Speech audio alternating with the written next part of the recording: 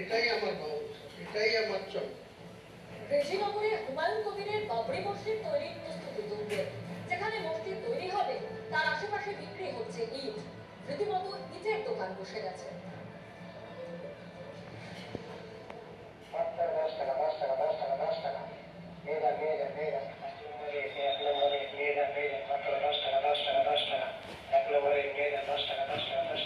বাবরি মসজিদের ভিত্তি স্থাপন হওয়ার পর থেকে দেখা যাচ্ছে যে ইট নিয়ে আসছেন অনেকে, বিভিন্ন ইট ভাটা থেকে ইট নিয়ে আসছেন। এক্ষেত্রে একেবারে দেখতে পাচ্ছি ঠিক যে জায়গায় প্রস্তাবিত বাবরি মসজিদ তার উল্টো দিকে